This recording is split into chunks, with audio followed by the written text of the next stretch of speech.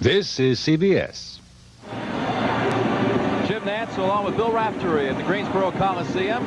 Number 1 Duke in front by 17, second half. And CBS sports coverage of the NCAA basketball championship will continue after this message and a word from your local stations.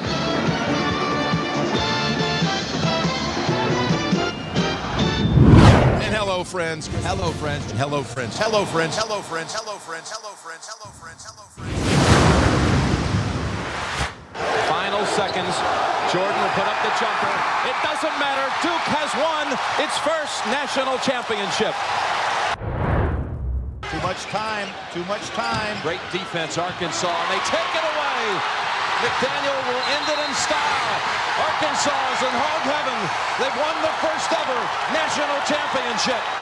Trajan Langdon's going to take it to the right to the floor and try to get it off. He doesn't have a lot of time here. Pressure from Jones. Langdon trips, and UConn has done it. El Amin comes over and says, "We shocked the world." Folks, you got to believe, because just when people say you can't, you can. And UConn has won the national championship in its first attempt in a final. Kansas has made only 2 threes on the night. They must make one here to extend the game. Collins driving, almost lost the handle. Chalmers for the tie. Got it with 2 seconds. Unbelievable. It's Hayward pulling it down. Getting around. Zubac at midcourt. Launches the shot. Oh, it almost went in. It's Page off balance. Puts it over. Impossible. How did he do that? Ties the game with 4.7 seconds to go. Trying to go length of the court with Archie Diacono. 3 seconds at midcourt. Jenkins Gives it to Jenkins for the championship.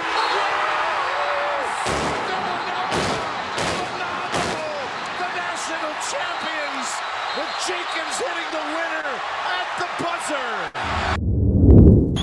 Monk to tie it. Oh, impossible shot. Pinson with 5, looks up, driving in. Mary for the win. North Carolina with 0.3 seconds to go. An incredible shot. Shock and awe in college basketball. UMBC makes history in Charlotte. Juzang again with the ball in his hands. In the paint. Floater. Short. Got it back. Ties it with 3. Gonzaga has time to do something. Suggs for the win. Oh, yes! Oh, yes! Unbelievable! Unbelievable! The perfect season remains on go. Are you kidding me? Is this actually happening right now? Hello? Hey, guys, what's going on? Hey, Jim. What's up? First of all, I love what you've done with the show. It's an honor that you guys have gone ahead and dedicated this, your annual, highly anticipated first episode of March, by bringing back all those epic moments from years past. I can't believe it, what memories those bring for me. Hey, listen, I'm so excited to call the NCAA tournament one last time. It's my 37th year broadcasting it, 32 years on play-by-play at the Final Four. It's crazy. It's been a gift. Anyway, in just a few weeks, that's all heading our way. But in the meantime, I want you to know how much I appreciate the gesture. I really do. But let's get to the needle drop already. We got to give the people what they want. I'm in full-on college hoops mode right here, right now, Norlander. I need the song now. Oh, actually, before you play the song, I think you missed one classic call. I did? Absolutely. I remember it like it was yesterday. 2008, a Monday night in San Antonio. 2 number 1 seeds battling to the buzzer with a championship on the line. Yeah, no, that's the stuff we dream about in sports. But, Jim, I already put the Chalmers call in earlier. Did you miss that part? Chalmers?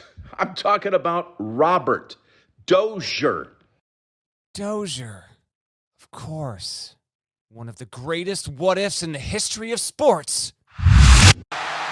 Dozier at midcourt for the championship. No, we're going to overtime in San Antonio. Beautiful, beautiful. The best month of the year is here. We're less than 2 weeks away from Selection Sunday, and then it's the NCAA tournament on CBS.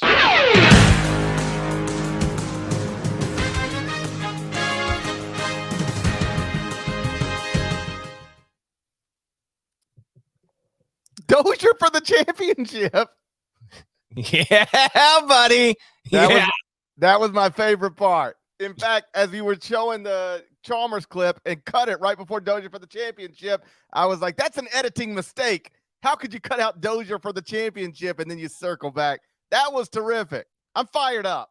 I am so fired up, and I hope everyone listening is also fired up. My thanks to the one and only Jim Nantz for doing that and appearing on the show. We already, as we are watching live on YouTube, we have people claiming that is AI Jim. That is actually Jim Nantz. He cut that on Monday for us and was all too kind to do it. This is, of course, his final season doing the NCAA tournament for CBS. If you are curious on those calls, we will detail each one at the start of the show. You can check out the podcast description. I'll tell you which year each of those calls was from. The very first one you heard was Jim Nantz and Bill Raftery in 1986 on his first game he ever called for CBS.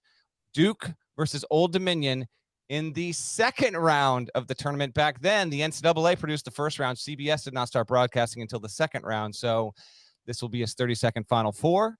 Appropriately enough, it's going back to Houston, where he went to college, and he'll be on his 37th and final call. So there was no other choice but to get Jim Nantz involved in the show. Jim, thank you very, very much.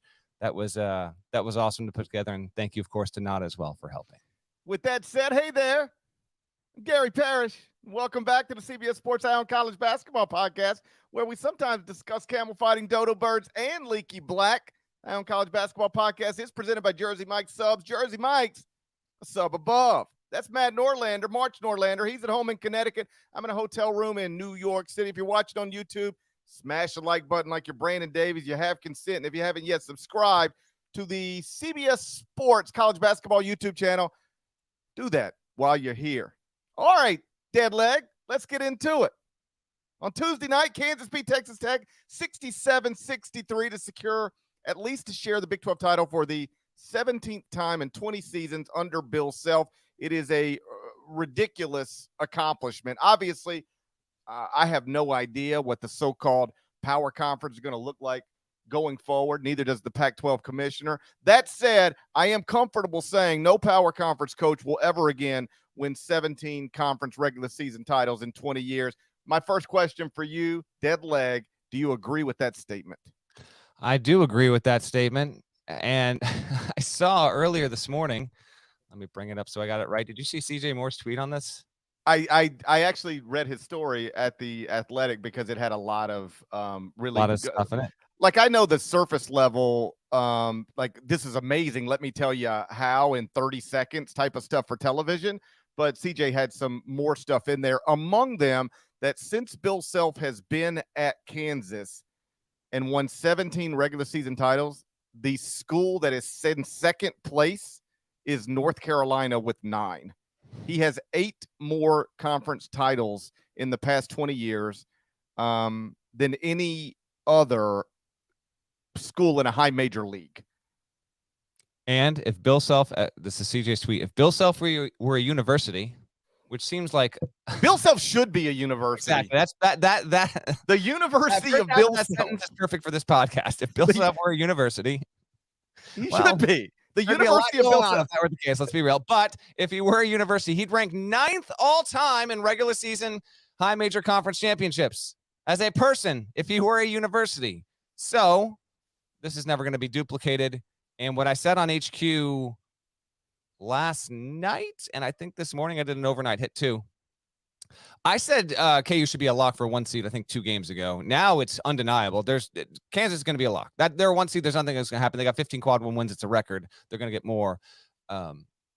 Number 1 overall seed should actually probably be Kansas right now. Should Kansas be the number 1 team in the country? The metrics still have Houston. In fact, kind of strangely enough, Kansas is behind Purdue in predicted metrics if you want to just strictly go KenPom right now. And some of this is because it's lost, but it's Houston, UCLA, Bama, Tennessee, Connecticut, Purdue, Kansas is 7th at KenPom. So there is a little bit of a divergence here in terms of when we watch Kansas. And it did get pushed. I mean, it got pushed by Texas Tech.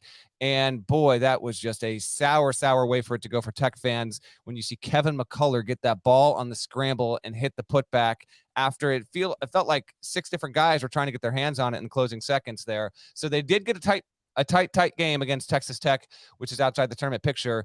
But Kansas in many ways feels like right there with Houston is maybe just the team you trust most, or that might be most deserving of number 1 billing.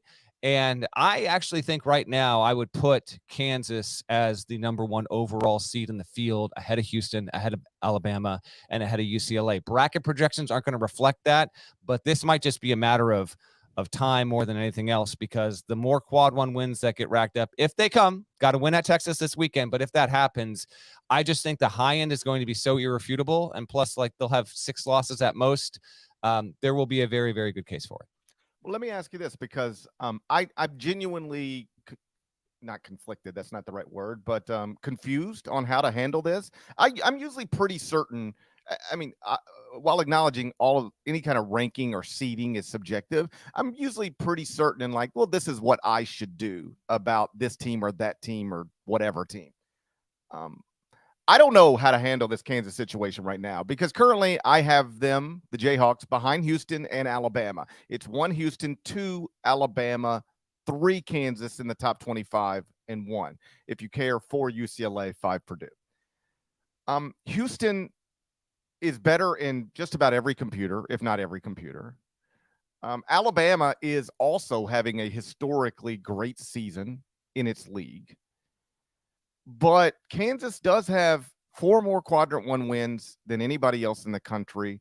Kansas has 6 more quadrant 1 wins than Alabama and 11 more quadrant 1 wins than Houston. At what point do you, as a bracketologist or somebody who ranks basketball teams, just say, I'm going to respect the 15-5 record in quadrant 1 with 0 additional losses, and I'm jumping Kansas right to the top? Kansas should be number 1 in the AP poll, coaches poll, top 25 and 1, hey 19, and yes, the number 1 overall seed in the NCAA tournament. Yeah, I wrestled with this last night and today. I've made my decision. Houston will be number 1 in the Hey 19, because I do also reward significant winning streaks. Houston has 1 loss since December 10th, and it is comfortably the number 1 team in the country in metrics. So I will have Houston 1. I will have Kansas 2. But to your question here, a lot of this gets cleared up by Saturday night, because if Kansas does go into Texas and gets the win on the Longhorns floor, and we'll see if that's for a share or not. Texas is playing at TCU. It's the best game of the night on Wednesday. If Texas wins that, then it can win on Saturday, a scenario we put forward to everyone here a couple episodes back, and they can share a title. By the way, Texas has not shared or finished atop the Big 12 standings. Trivia time. Do you know it? I said it on HQ. Do you know the year? When Texas last finished atop the Big 12 standings. That's right. The year after Kevin Durant. You are bingo, bango on the money. 2008 was the last time Texas could claim any kind of share of a regular season title in the Big 12. I just remember saying that a lot back then. Like, Texas lost Kevin Durant and got better. Like, that was a fact. Seems crazy, but that was a fact. I'm seeing comments here. I thought about this exact same too. Like, let's get Houston in the Big 12. This will be interesting if Houston can be this kind of team next season, and once it's in the Big 12, and how we will view the Cougars. Obviously, they're going to take more than 2 losses. Even if they had the same exact roster in the Big 12, they wouldn't be able to sustain this. But Houston does rank as the number 1 team, again, comfortably in all predictive metrics. Houston rates as the best team in college basketball, and when it comes to like seeding overall, it hasn't had the same opportunities. I don't want to punish Houston for the league that it plays in, because it has proven it this season and previous seasons don't matter, should not matter when it comes to seeding. But in terms of perception, there is no avoiding it. Houston made a Final Four 2 years ago. Last season, it knocked off an Arizona team that a lot of people thought was capable of certainly going to the Final Four, if not winning a national championship. So the reputation of Houston has been improved. Although that being said, I still don't think it's getting quite enough credit for being, rated as the best team in the sport for about 2 months. That all said, if you want to have the case here for Kansas, I'm with you on that. We talked about it in the previous show, self front runner for National Coach of the Year. I'm still there on that. Shaka Smart is still my number 2, but it's a good debate, and that debate probably gets closed in terms of Kansas's, I don't want to say close, I guess, but if Kansas wins at Texas this weekend, I don't think personally, a road win at Texas, another Q1 win up to 16, there's really keeping KU off the number 1 overall seed. And as a few viewers in our chat have pointed out, there's actually a good subplot to all of this, in that Purdue and Kansas will be fighting for the Midwest. And I mean, Purdue could go to Louisville. It doesn't really matter. I guess it doesn't really matter all that much there, but the number 1 overall seed gets to pick the path. The first weekend, the second weekend destination, no other school gets afforded that opportunity. You have to be the number 1 overall seed to get that option. I can't get my head to move on from Bill Self University. He really should be his own university. Remember, like when Kanye West was going to start his own religion, and then of course he said a bunch of wild stuff, and now he's disappeared, and we're not even allowed to listen to his music anymore or wear his shoes. But there was a time where he was like, I don't need to be a part of somebody else's religion. I can just start my own religion. I feel like Bill Self could do that as it pertains to a university. You start Bill Self University, you apply for accreditation. I don't think you need that. Okay. I don't know. I don't know if Bill Self University would be accepted. The people that are just seeing the jokes fly through their head right now. I hear you. I think Bill Self University would be. I would enroll my children there. I would enroll my children there. We'd get an Adidas scholarship, and we go to Bill Self University, and then we would apply for admission to the Big 12. And then what if he just started winning Big 12 titles nonstop at Bill Self University? Wouldn't that be amazing? It would. I mean, if we have Oral Roberts University, I don't know why we can't have Bill Self University. Exactly. And Bill Self, connection to Oral Roberts. Yes. Former coach there. So there we go. By the way, one more thing I just want to correct myself. Someone else is also pointing out Houston vying for that seed and it would like to go to Kansas City. So Purdue would certainly be in Louisville, probably. Kansas City is the other regional. That would be Kansas. And so Kansas and Houston are more fighting for territory, if you will, for second weekend, which does mean a lot. I mean, it's the difference between going to Vegas or potentially Louisville or New York City. Not the end of the world, but you want to travel as close to home as possible. Just some stuff on Kansas that highlights exactly how incredible this is. Because as I said on Inside College Basketball on Tuesday night, we just sort of gloss over this stuff. Like, yeah, Kansas won another Big 12 title. Like, well, it's almost like, well, of course they did. That's what they always do. But it shouldn't be glossed over. This is absolutely insane what Bill Self is doing and has been doing for 20 years. First off, from last season's team, they lost 6 of their top 8 scores, including 2 first-round picks, 74% of their scoring. And now they've won a 17th Big 12 title. And like you noted, it could be an outright title if Texas loses at TCU on Wednesday night or if Kansas wins at Texas on Saturday. And if it becomes an outright title, it'll be 12 outright Big 12 titles in 20 years at Kansas, 17 Big 12 titles, at least a share of them in 20 years at Kansas. As I've noted before, Mike Krzyzewski was at Duke for 42 years. He's widely considered the GOAT of men's college basketball coaching. 42 years at Duke. He won 13 regular season conference championships. Again, Bill Self has 17 and 20. Bill Self has 4 more conference championships in 22 fewer seasons at his school than Mike Krzyzewski won at Duke. That's insane. Here's what's also part of this story. Bill Self won 2 WAC regular season titles at Tulsa and 2 Big Ten regular season titles at Illinois. So check this out. That means Bill Self has coached in 3 different leagues in the past 25 years and won 21 regular season conference championships in that span. What? What are we talking about here? What are we even talking about here? Dozier for the championship. And The other thing that makes it interesting is, I don't want to paint with a broad brush here, but in modern history, you look at most of John Calipari's great teams at Kentucky, and it's mostly tied to you just enrolled incredible 5-star freshman projected lottery picks. It's John Wall, DeMarcus Cousins. It's Karl Anthony Towns, Devin Booker. You get the point. Anthony Davis, Michael Kidd-Gilchrist, right? At Kansas, this team is mostly guys who were on last season's team, and they've developed and they're playing bigger roles. Jalen Wilson was the third leading scorer on last season's team, 11.1 points per game. He's now the leading scorer at Kansas, 19.6. Yes, after that, it's Grady Dick, a 5-star freshman, and Kevin McCullough, a transfer from Texas Tech. But after that, fourth leading scorer, KJ Adams, averaged 1 point per game last season. Now he's at 10.6. After that, DeJuan Harris, averaged 5.4 points per game last season, now 8.7, starting point guard. Joseph Yesufu, 2.1 points per game last season, 3.7 this season. A slight increase, but he's a meaningful player this season. In other words, this isn't like Bill self-enrolled the top-ranked recruiting class in the country with 3 projected lottery picks, and that's how Kansas is competing for a national championship again.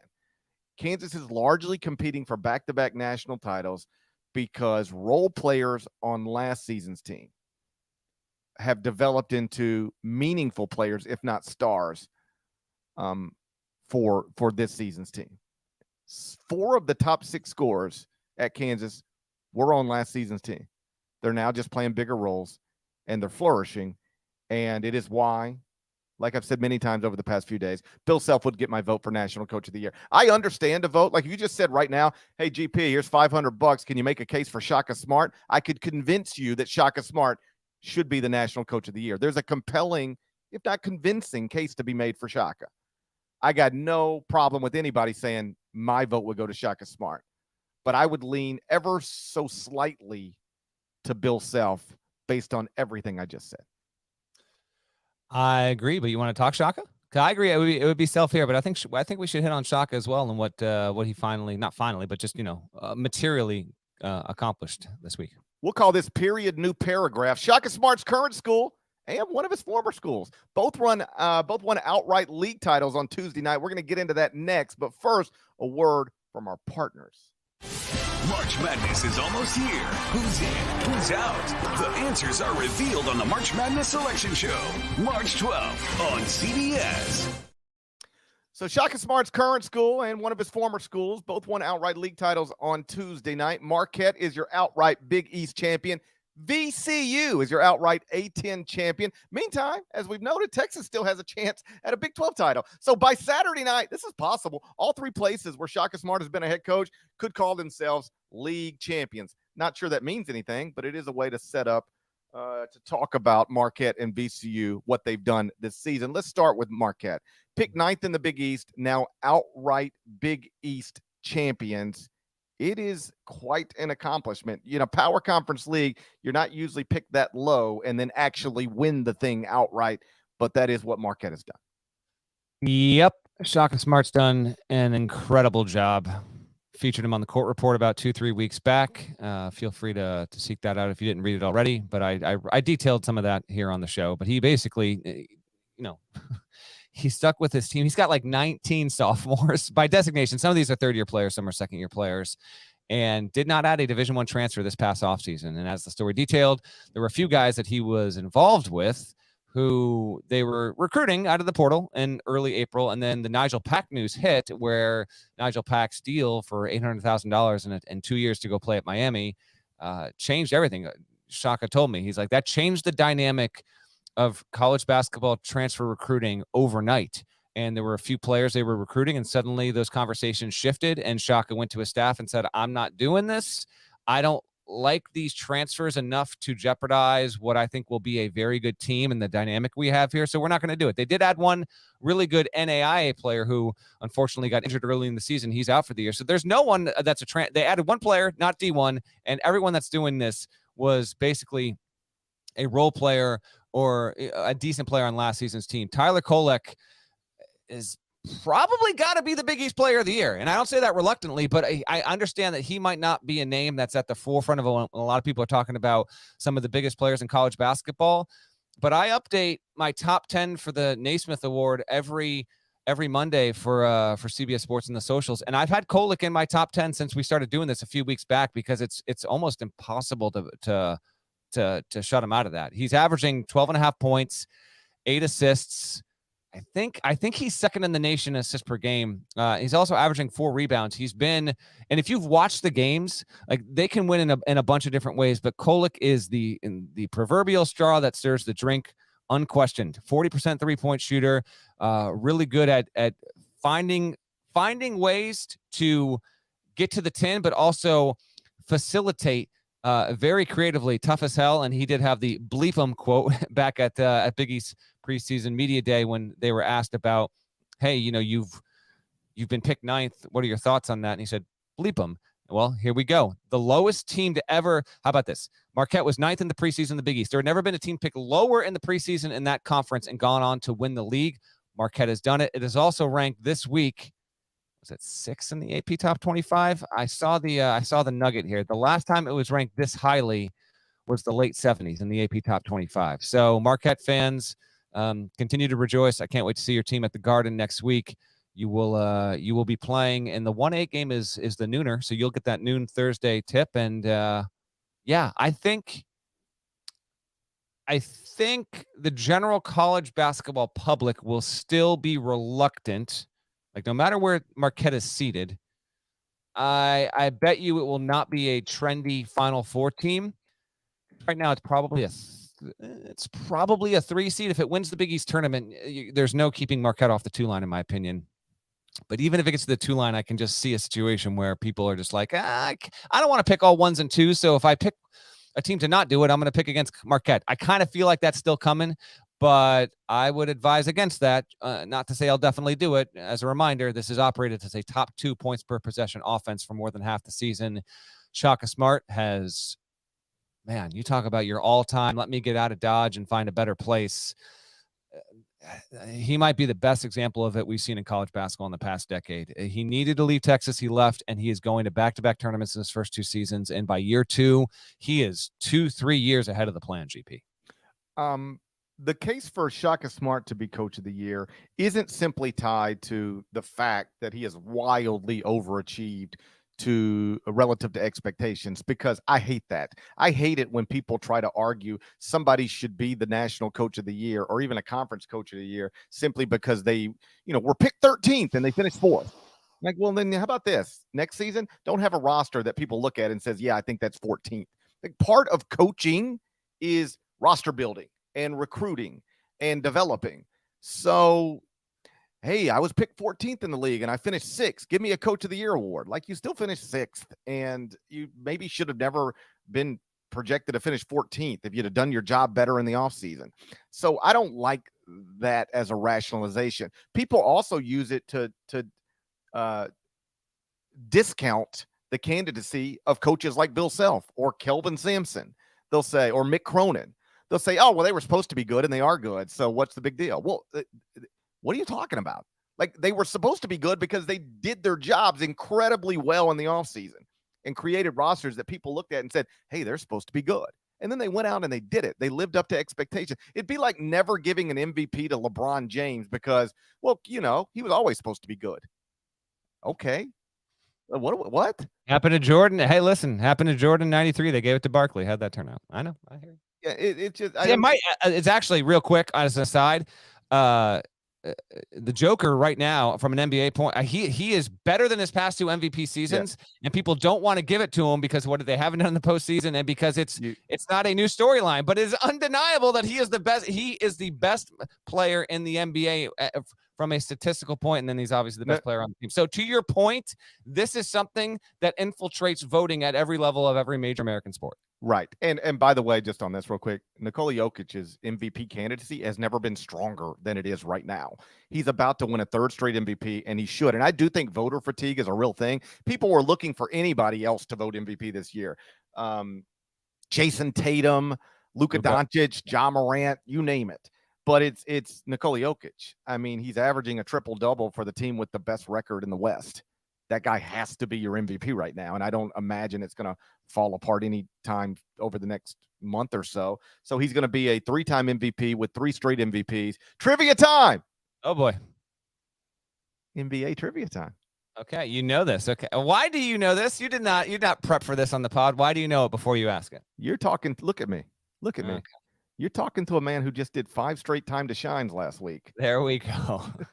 So I'm doomed because I wasn't dialed into time to shine. All right, give it to me. What's the question? Oh, it sounds like somebody needs to watch time to shine a little bit more.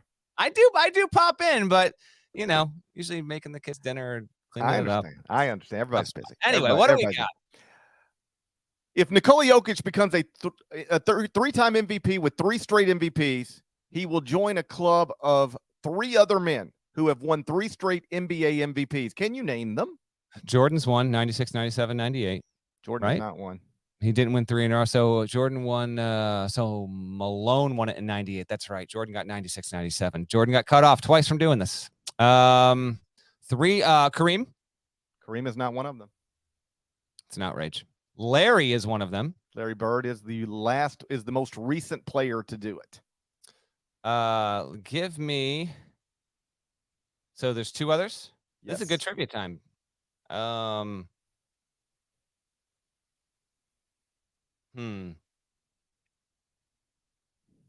never did it.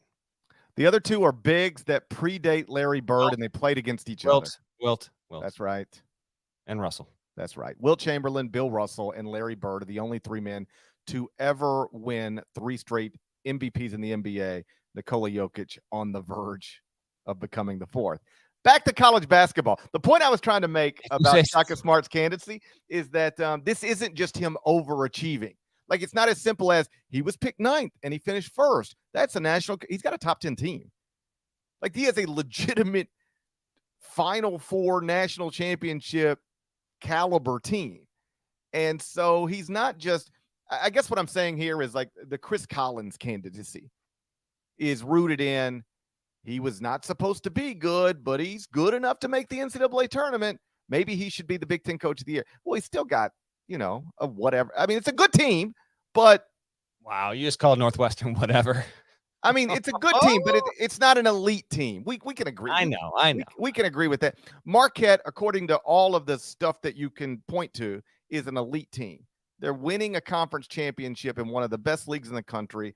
They're in the top 10, and they are also wildly overachieving to expectations. So if you want to make the Shaka Smart case, don't make it. He was picked 9th and finished 1st. It's not as simple as that. He was picked 9th, finished 1st, and has a top 10 team that has been absolutely fabulous all season. I will say, on your story from a few weeks back and the point you made about, people started asking for money and I'm not just going to get involved in that. Like, I respect it. And it clearly worked with this team. I do not. And, we'll see. I don't think that's a winning strategy going forward. I don't think he's married to that. I also think Marquette's NIL situation, I think there were a lot of factors that went into it. And I think it all happened really fast. And Shaka was just like, let's just not deal with this right now. I like my team enough. So I don't disagree with you. I just wanted to just put a little more context around why he thought what he thought. He's not anti-transfer portal at all. He's obviously there are transfer.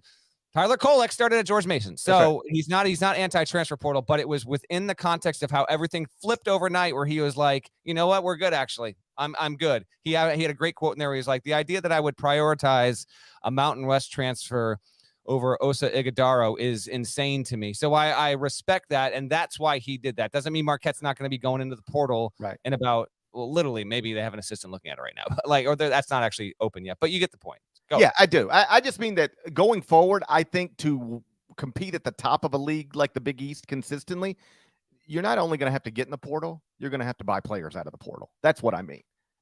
Like if you have a hang up with that, and I'm not saying Shaka does. I realize the context here is Shaka had a hang up about it in that moment as it pertains to his current roster. I get it, but I think going forward, you probably have to operate in that way, or you're going to watch other schools not only beat you for potential players, but maybe take some of your own. With Tyler Kolek, Big East Player of the Year, fine with me. What's interesting is that you don't usually see the second leading scorer on a team win Conference Player of the Year. Usually it equates to leading scorer equals best player equals Conference Player of the Year if you're taking one from this team. And yet Kolek is the second leading scorer at Marquette, behind Cam Jones. That's my little homie from Memphis, averaging 15 points, 3.5 rebounds, shooting 36.1% from three. Proud graduate of ECS, and also played for Team Thad, Norton Hurd, and was not really seriously pursued by the University of Memphis. Now he's the leading scorer on your outright Big East championship team. All right, for the XMC of the A10 Media Day, you brought up VCU. Pre-pandemic. What's on your Pre-pandemic. Pre-pandemic. All right, there we go. Yeah, there we go. Listen, I'm not connecting one to the other, but you are. Just say it. I never was the MC of Atlantic 10 Media Days during a time where it looked like a one bid league. Yeah. Where are we at now? It is a one bid league.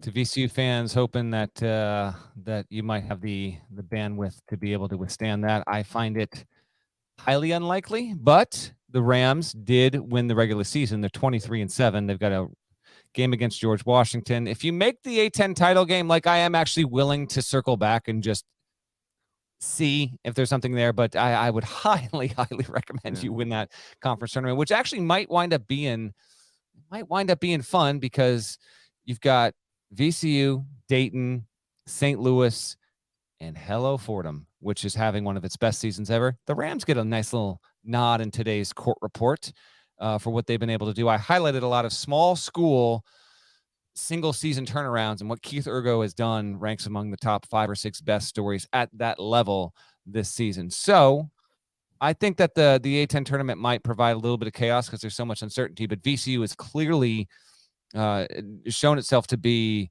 the most reliable team. Like Dayton still rates pretty well and pretty closely as well, but credit to Mike Rhodes. He's a really, really good coach and has kept the Rams, a top, 1, 2, 3 in the A10 basically almost every single season he's been there.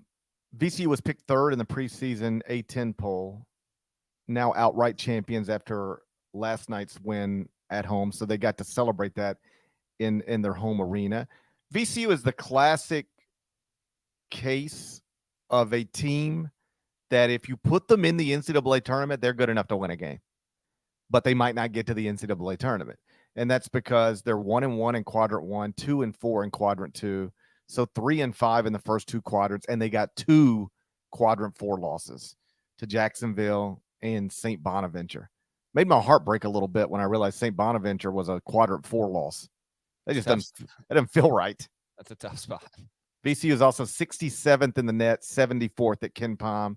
So they don't have the type of computer numbers that can make a committee member take a second hard look at them. Like, you're not going to feel bad about leaving the 74th team at Ken Pom out of the NCAA tournament or the team that's 67th in the net.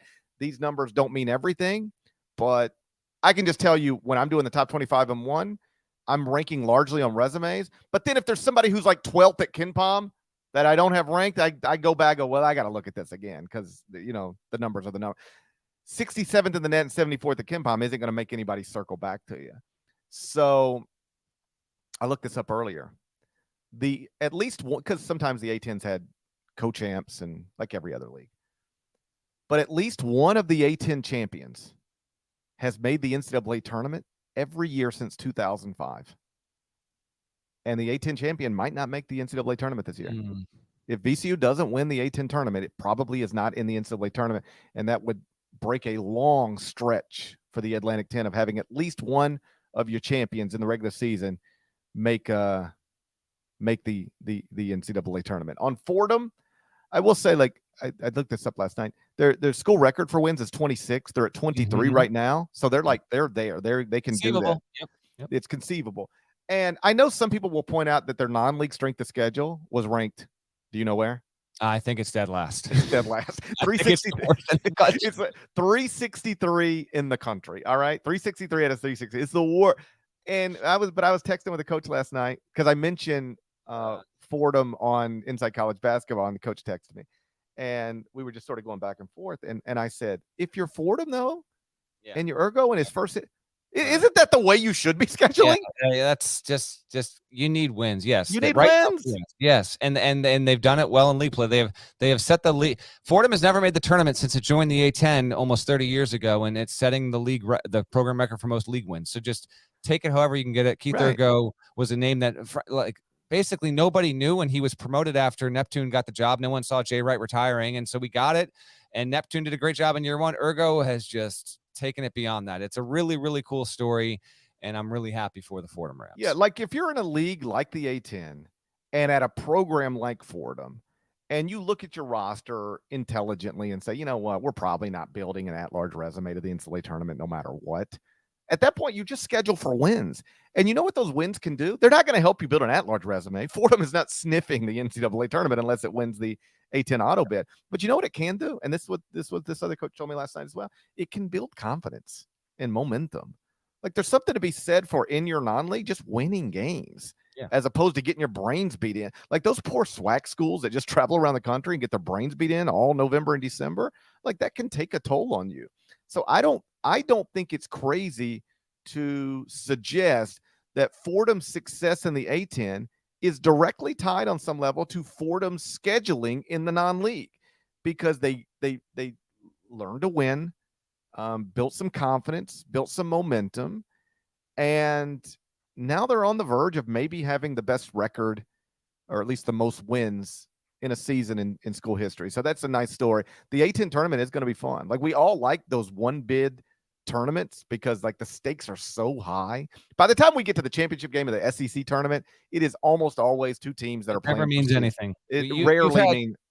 You've had so many instances where the SEC tournament's like, well, they just got a really good win. They should jump up a seed. Or they took a terrible loss. It does not matter. Tennessee the SEC tournament final and the Big Ten final are the two, unless literally it means an auto bid. They do not matter. They are less significant than anything else of the 32 league titles. Tennessee last season should have jumped from a 3 to a 2. Yes, good and call. they just did not. And I wish Tennessee fans would remember that when they tweet me nonstop. Like I was riding for you last Selection Sunday. But to your point, that's exactly right. Those games rarely matter. My larger point was like it's typically, even if the games do matter, Big 10 title game, Big 12 title game, they're between two teams that, all right, is this team going to be a 2 or a 3, a 1 or a 2, a 6 or a 7? It's never like if you don't win this, it's rarely like if you don't win this, you're not going to the NCAA tournament. You got Georgia that one year under Dennis Felton, I think, in the SEC that, stole a bid. Like they weren't going to make it unless they got the auto, and they got the auto. But that's a rare situation at the power conference level. The A10 is going to have a championship game on CBS, America's Most Watched Network. Selection Sunday. Network of Stars, where the winner is going to make the NCAA tournament and the loser almost certainly is not. That's going to be fun. I'm looking forward to it. Some other interesting developments from the past two nights. Duke finished an undefeated season at home with a win over NC State. John Shire's never lost inside Cameron Indoor. Let me just real quick, because I got a line in court report today in my final thoughts. Shire set a record. First coach to ever go undefeated at home in his first year, and has more wins as a first-year Duke coach than any Duke coach in history. Is year one a success no matter what happens from here on out? Where Duke is right now, no matter what, Duke loses its first ACC tournament game and gets upset in the first round of the NCAA tournament. But with what Shire's done, considering the injury issues and all that, just curious, is it a success, or do you still need, or does he need to at least log 1 or 2 postseason wins, no matter if they come in the local bracket or on the big stage? To use your hypothetical, if Duke loses its first ACC tournament game and then loses in the first round of the NCAA tournament, I don't see how you could call that a success, given they were a preseason top 10 team. How about this? I think I used the phrase, did he pass the test in year one? Has he passed the test? Yeah, I think you can reasonably say John Shire did all right in his first year. He had injuries and there were some ups and downs, and Derek Lively didn't meet expectations, but right now Duke is ranked in the top 25-1, and they're going to make the NCAA tournament, and they never lost inside Cameron. There's enough there to say, this didn't go as well as I thought it would go, and not as well as I'd hoped, but it went well enough to not be concerned. I think that's reasonable, isn't it? Yeah. It's reasonable. All right, I think that's reasonable. So Duke does that. Congrats to the Blue Devils. Boise State added a massive quadrant 1 win over San Diego State, improved its at-large case. Fun game we had on CBS Sports Network on Tuesday night. San Diego State was like up 8 in the final minutes. Looked like they were in control, and Boise boy just took over. San Diego State made some mistakes. Max Rice was terrific, got 26 points. The crowd was incredible. Real fun scene. Those are the good ones, Duke and Boise State. Some bad ones. Tennessee got a big win over Arkansas. That's great. Zakai Ziegler went down with a non-contact left knee injury. We are doing this podcast. It is right now 11:48 a.m. Eastern on Wednesday. He's obviously going to get the MRI today. We should know something, the confirmation of whatever this is by the end of the day. But Rick Barnes did say after the game on Tuesday night that they believe it to be serious. And my experience with these things is these athletic trainers, they're never going to say anything definitive until they get the MRI back, or they're rarely going to, but they know. Like, I tore my ACL, 25 years ago, right? Bad leg? Even longer than Bad that. leg? I tore my ACL almost 30 years ago. All right. The truth always comes out. In 1994, tore my ACL. And the trainer diagnosed me within seconds. He was like, he grabbed my knee and he did 2 things. And it was like, yes, that's a torn ACL. So they know. Then they confirm, but they know. And when Rick Barnes is not comfortable, but when Rick Barnes is publicly stating after the game, we don't know anything for sure yet, but we believe it to be serious, that suggests it's probably serious. And you hate to see that, because Zakai Ziegler is, one of the most important players at Tennessee, really fun point guard. And you don't ever want to see somebody's season come to an end if that is in fact what's happening on literally the last day before March.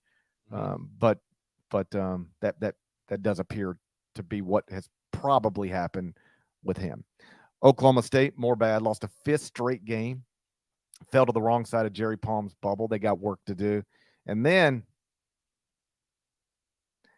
I ain't heard anything about it on Twitter, because I'm assuming they got bad internet problems in Bloomington. But Indiana got blasted at home by Iowa. How do you go to Purdue and win and then come back home and get not beaten, blasted by Crazy Fran and the Hawkeyes? Fran McCaffrey has altered the course of this season with a single stare. With one stare down, he changed everything we thought we knew about college basketball. They're plus 38 since that happened. They're plus 38 against Michigan State and Indiana. Boy, Mike Boynton needs a stare down bad. He does. He needs to just, if I were Mike, I'd call John Higgins. I'd just text him, tell him to come to my house tonight, just stare at him for 73 seconds, see if I can flip this thing around. Yeah, Oklahoma State's dropped 5 in a row, plays at Texas Tech, needs to win that game and then win a game in the Big 12 tournament to give itself a shot here. Indiana, I mean, listen, it's the podcast again. I was extolling their virtues on Sunday night, and now here we are. It's a good win for Iowa. It might wind up hurting Indiana in terms of, if it wants to get on that top 4 seed line, geographic preference, 4 and 5. That's the difference there. We'll see if that's the case, but credit to the Hawkeyes for just walking right in. 2 things happened on Tuesday night. Michigan State walked into Pinnacle Bank. I know you don't want to mention it, but I'm going to mention it. It walked right into that building. It's just strolled right on in. Nebraska was up big early. Nebraska was up big early. And walked in. And then Michigan State pulled an Iowa. Yeah. Michigan State got Iowa'd and then pulled an Iowa. A dub in the back pocket, and they walk out. Just like Iowa just cruised out of Assembly Hall. Cruised and got a W. To the other things you mentioned, Zakai Ziegler was also, it was released on Tuesday. He was a top 10 finalist for National Defensive Player of the Year. Not having him, it limits Tennessee, a Tennessee team that at full strength, I still was a seller on for their deep tournament prospects, and now even more so. And I have to go back to the Boise State thing real quick, because that was an incredible broadcast Shout out to our entire CBS Sports Network team. It was just the call, the vibes, everything about it. It was the most entertaining watch of the night. And Max Rice, Leon's son, went off. He had a shot from 3 from the angle that kissed off the glass, that when that went in, you were like, it's done. That was a big time development for the Mountain West. Boise State is not a lock, but it is obviously in the field now as of Wednesday morning. And I think one more win, it's Lock City. Doesn't matter how it comes or where it comes. Might even be in if it loses to, this final regular season game in the first Mountain West. Might even be in regardless of that. I would not tempt fate if I were the Broncos. But Leon Rice, and I said this on HQ on Tuesday night, he has been able to thrive. And, I don't want to call it like outright obscurity, but it's Boise State. You're in the Mountain West and your games are not the easiest to find, or they tend to be on late. And he's going to get this program to back-to-back NCAA tournaments. They were an 8 seed a year ago and then got knocked out by Memphis. And now they're going to go back-to-back. It's going to be his 4th trip. But even in the years where he hasn't made the tournament, Boise State, for the most part of his tenure there, has been a 20 plus win kind of program. So he's done a good job. That was a nice development for the Broncos on Tuesday night to help the Mountain West. New Mexico avoided a loss which would have permanently put it off the bubble. It's still not in the field, but New Mexico, Nevada, and Utah State are still chasing. They're behind Boise State. Nevada just took a loss, a tough one at Wyoming. Now it's going to host UNLV this weekend. It needs to win that game to continue to help its case. You got any more results? Because I got a few things here if you don't. Just real quick, did you see the Max Rice post-game interview with Dan Dickau? I did not. It was funny because you have to understand, Leon Rice was at Gonzaga. Dan Dickau is a Gonzaga legend, and so Dan now finds himself, doing the post-game interview. He was on the call for this Boise State game. He's talking to Max Rice, so he sets it up like he's known Max Rice since he was a baby, right? And so he's setting it up. He's like, I think it's something along the lines of, "Hey Max, I've known you since you were a kid. Something, something, something. What does it mean? Something, something, something." And Max Rice starts going something along the lines of, people, these are my words, not his, but you'll get the point.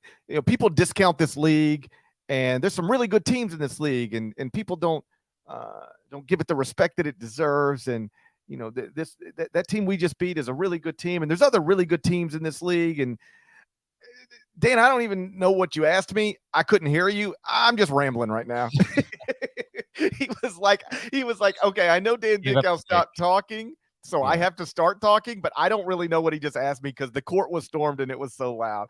So you had a star basketball player after an incredible performance answering a question live on national television. He had no idea what the question was. He even almost apologized. He was like, "I'm sorry, I don't even know what you asked me. I'm just talking." No, that's good. That's a good moment. That's a good memory. That's really, really cool. And look forward to probably seeing the Broncos back in the big dance. I'll note UNC did win at Florida State, and so it's still in decent standing. It's got to win at Duke or at home against Duke on Saturday. We'll get to that on the next episode, but it did win on Monday night. West Virginia, I highlight some of my more intriguing, to me, what are some of the more intriguing resumes in the country. That's the lead of today's court report. I have West Virginia in there at 17-13. It's got to play Kansas State at home this weekend in the Big 12 tournament. It could conceivably lose at home to K-State. If that happened, it's probably not winning the Big 12 tournament. West Virginia is going to flirt with, if not outright tie, Vandy and Alabama from the past 6-7 years as the only 15-loss teams to ever get at large in the NCAA tournament. Just keep an eye on that with the Mountaineers. They've got a funky resume, but they did get a very important win against an Iowa State team that is downright spiraling and now has to finish up the regular season this weekend by playing at Baylor. I also highlight Iowa State in Wednesday's court report because I don't know what to expect in terms of how that team will be seeded. It's going to be in the tournament, but we'll see how it winds up over the next week and a half. It's a pretty fascinating group overall. Tuesday, the only other stuff we didn't really get to, Nova beats Seton Hall, locks in the 6th seed. All right. I'm watching. Nova has my attention, and Eric Dixon has been one of the 3 best players in the Big East over the past 2 or 3 weeks. He has come on quite strong. So duly noted on that. Virginia beat Clemson. Clemson now needs to have a big run in the ACC tournament. Needed to take that one, wasn't able to do it. And we got to talk about the dog crapping on the court, right? I mean, we have to do it. I take no joy in doing this, but this dog down in Louisville on Tuesday night, there was some halftime entertainment, and lo and behold, as it's getting ready to do some more of its stuff, it gets in that dog position. The tail starts to bend. The hind legs get a little bit higher. Drops a heater right there on the hardwood. What in the world? Louisville. What a season for Louisville. As everyone correctly pointed out, if ever there was an appropriate and apropos, a poetic symbol of what this season has been for the Cardinals, it was a dog taking a dump on the court. And that's exactly what happened. Like, everybody knows Louisville. I guess everybody. Louisville's 4-26 overall, 2-7 in the ACC. They're 2-17 in the ACC. They're 2-17 in a bad ACC. I mean, what are we doing? And it sounds like, all of the reporters out of Louisville who I trust are just sort of like, yeah, they're, we're going to do it again next year. And that's fine. I don't care. But like, they're going to give him a second year. They should give him a second year. Why? Okay. Let me stop here. Why should they? Why should they? You don't have an answer for why should they. I understand what you're saying. I think it would be only we talked about this like a couple months ago. But Kenny Payne didn't inherit the easy situation. Doesn't excuse how bad. Neither did Jerome Tang. Neither did Dennis Gates. Neither did Chris Gans. I know. You could argue that his situation was the worst of all of them, but he is an alum. He played there. He's the first black coach in the history of that program in a city that prides itself on a lot of these elements there, and it would be an awful look to fire him after the first year. So I believe Kenny Payne is deserving of at least a second season, particularly because of also the reputation he carries with all of that. So that would be my case for it. But I know the counter to that would be, if behind the scenes you think you just don't have the momentum, you might have made the wrong hire, just pull the plug now. That could be the case, but there's something to be said that maybe that won't be. Maybe we'll be talking about the Cardinals in the middle of next January, and they're in third place in the ACC. It's possible. It's not likely, but it is possible. So I just think we need more data. That would be my case for it right now. I acknowledge being a prominent alum matters, and that should be considered. Being the first black head coach in school history is something that matters and should be considered. But really, when I hear people make the case for Kenny Payne getting a second year, those are the only things they say. You say you could see them, maybe they finish third next year. I doubt it. I'm just saying, more likely they finish in the bottom three as opposed to the top three. And then what? They'll do it next year. They'll do it after next year. My whole thing is, if you have decided, yeah, we'll do it after 2 bad years. If you've decided that, and I'm confident they have, because anybody would do it after 2 bad years, especially at a program like Louisville. If you've decided that, we will do it after next year. If next year's bad, well, then what are you waiting on? Because next year's probably going to be bad. I hear you. I know. And a dog took a dump on the court. I mean, Lord. These are animals that are trained to do this. Like, has this canine ever done this before? It was a funny all too. It could have been any court in any arena in the country, and of course, it had to be Louisville. I only got one more thing before we preview the week. In fact, this can be the segue here. On Thursday night in the Horizon League tournament, the top seed is Youngstown State. It's going to play Detroit Mercy, and we could have history here. And coincidentally enough, it's going to come just a few weeks removed from what LeBron James did when he passed Kareem Abdul-Jabbar's all-time NBA scoring record.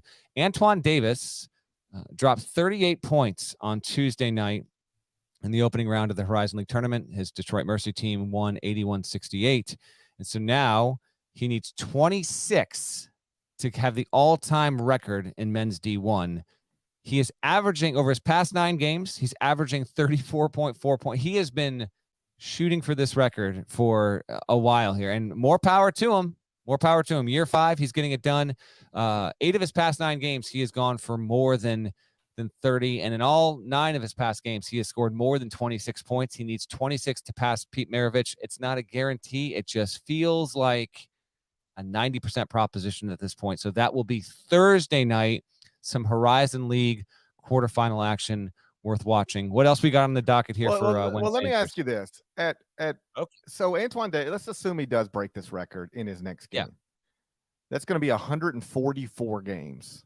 Yeah. he played. Maravich did it in like 88 games or something. 83. Ridiculous. 83. That's just So, that's outrageous that he did it in 83. All right, so like I struggle with like how big of a deal is this?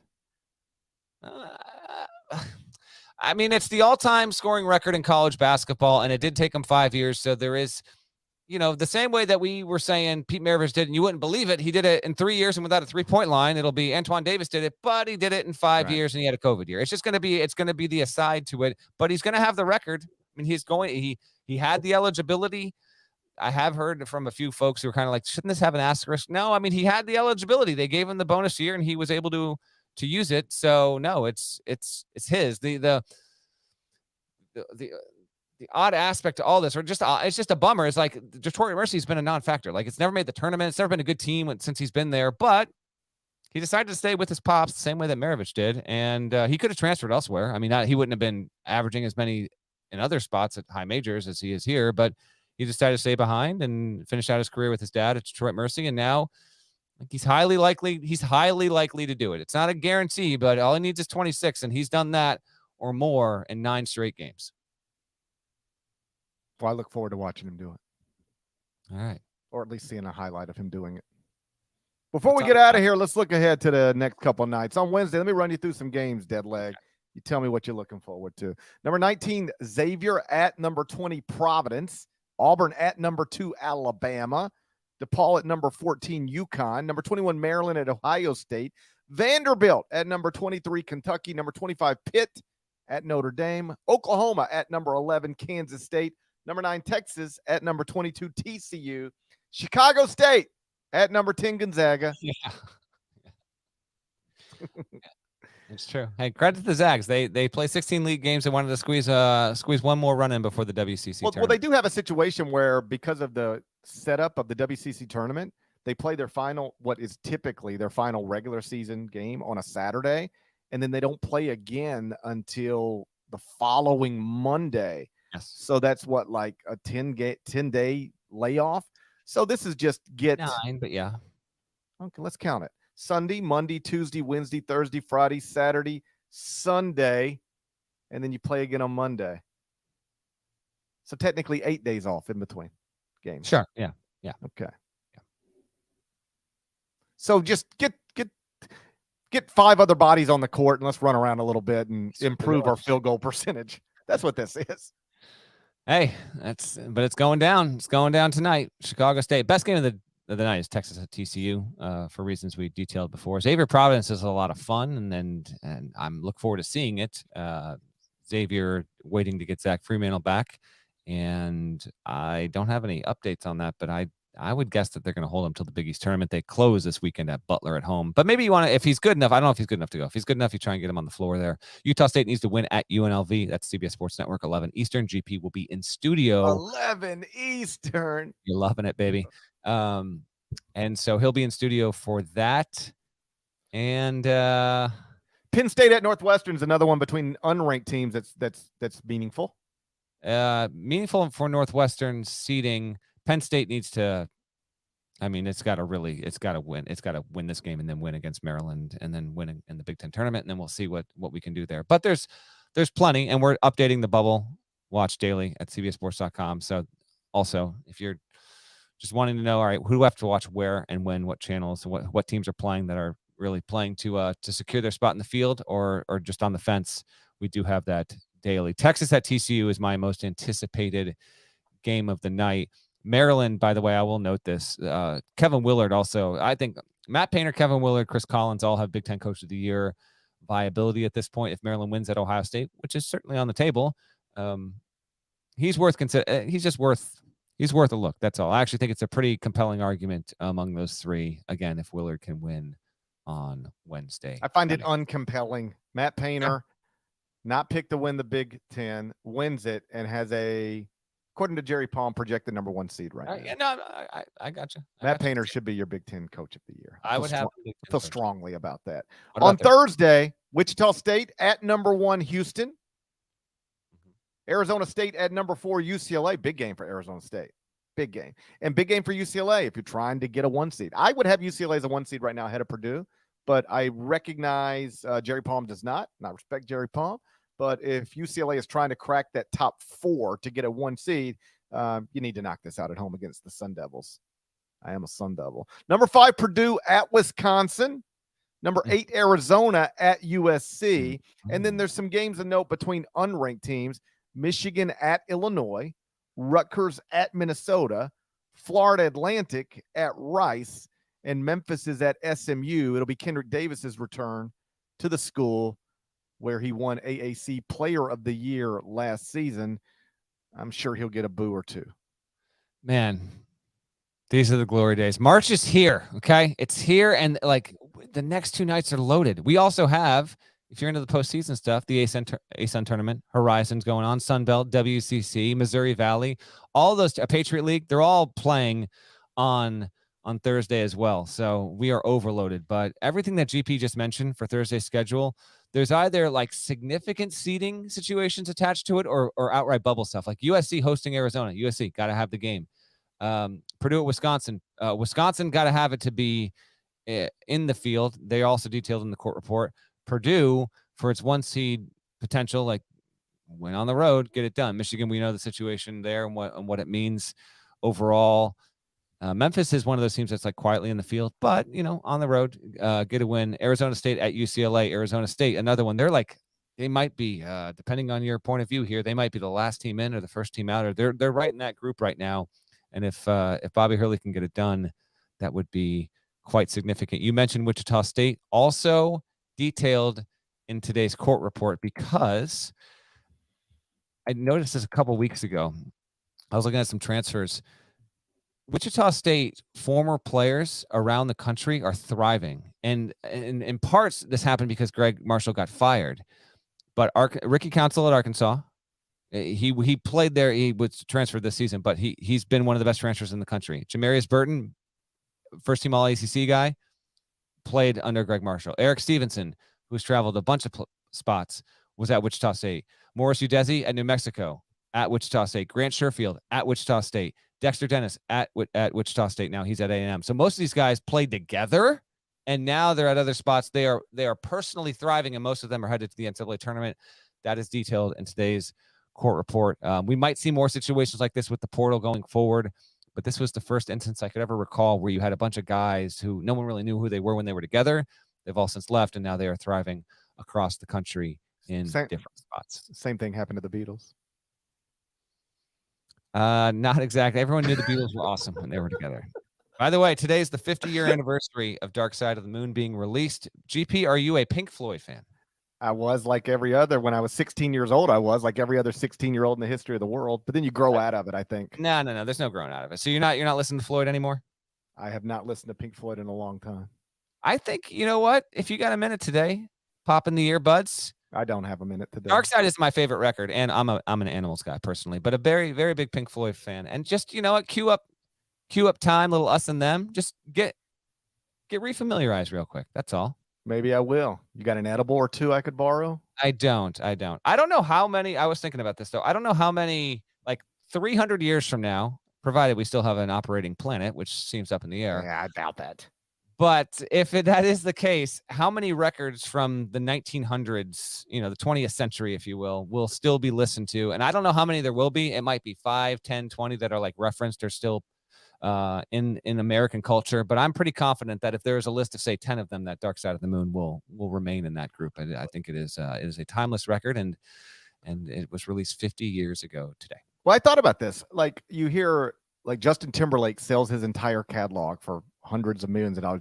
Justin Bieber just did it. I think he sold his entire catalog for like $200 million. And on some level, you go, geez, you want to really give up all those rights and sources of income forever? On the other hand, who's going to be listening to Justin Bieber songs 100 years from now? Exactly. Like, why wouldn't you sell all your stuff? Like, right. you only live once. Why not get all the money you could ever need right now and just have the best life you could have and not worry about who's going to be making money off of your music in 100 years? Because like you noted accurately, the planet probably won't even be here in 100 years. And it won't mean a thing in 100 years, the great philosopher John Popper once wrote. So, no, it's a point well taken, and congrats to those folks for getting their money. Before we get out of here, and let's get out of here, I do want to ask everyone that enjoyed the intro, thank you, and do leave a comment on the YouTube page. Rate the podcast on whatever service. If you have not done yet, please continue to do it, because it is a passion project. It's done out of love, and I made sure just for Gary Parrish to have Jim Nantz do the Robert Dozier. Okay. Let me ask you this: Yes. Does he even know that he ever said Dozier for the championship? Thank you for asking, because he had no idea. So I corresponded with him. I was hitting him back and forth, and then I was like, Jim, you got to call me. I got to explain something to you. So he did. He called, and I was like, here's the deal. You know, you had this call. You know, you had the Hayward call, but Robert Dozier almost hit it. So I laid it out for him. I was like, this is an inside joke on the pod. Our audience will really love it. And he's like, Did I do that? Was after the Chalmers one? He's like, oh yes, actually I do remember. He was going from my right to my left, and so he started to visually remember it. And then he's like, yeah, no, I got you. So I scripted it out for him, and he was willing to do it. But there was a moment where I was like, I have to explain this to him. Because I did not have him read that blind. And then he got it. And then I said, listen, just channel your remember that energy you brought for the How I Met Your Mother episode you did? And he cracked up at that. So he brought it, and in all sincerity, man, this idea came to me in the shower like a month ago, where I was like, what am I going to do for this episode? Like, how am I going to, what on earth should I do? And then I was like, wait, it is Nance's last year. Maybe we could get him to do something. And he is a sport. He is super busy. He's about to be ridiculously busy, but come on, man. He is the voice of March Madness, and this will not be repeated. 37 years calling the tournament with 32 Final Fours. That's not ever happening again. I can't wait for Ian Eagle to get on the mic. I think he's phenomenal and is the pick to replace Jim Nantz, but we had to give Nantz his flowers and look forward to doing so throughout the rest of the next 4 or 5 weeks as he calls his final one this year on CBS. Maybe in addition to Bill Self University, we need a Jim Nantz University. Quite possibly so. Yes. I would enroll in that too. Shouts to Devin Downey. Shouts to Chester, South Carolina. Shouts to Huck. Shouts to Larnell. Thank you guys once again for listening to the Eye on College Basketball Podcast. If you're not subscribed, please go subscribe anywhere you subscribe to podcasts, including Apple Podcasts and Spotify. Over at Apple, 5 stars, nice review. There's more of us than there are of them. Did you talk to Jim Nantz about that? Should I talk to Jim Nantz about that? Should I have asked Jim Nantz to say there are more of us than there are of them? I don't. Yes. Missed opportunity. If you had Jim Nantz at the end of that saying there is more of us than there are of them, you would have lost it. You would have lost it. By the way, we won't spoil it now, but we got some more good stuff coming on the pod. Do we? So we got some good. This is gonna be a good month. Okay, there's a lot of cool stuff happening with the podcast, and you will enjoy it immensely. So just stay tuned on all of that stuff as we continue to drift deeper into the month. Appreciate you guys. Special shouts to Norlander and Nada for getting that intro done. It was terrific. And we're going to talk to you again on Friday. Till then, take care.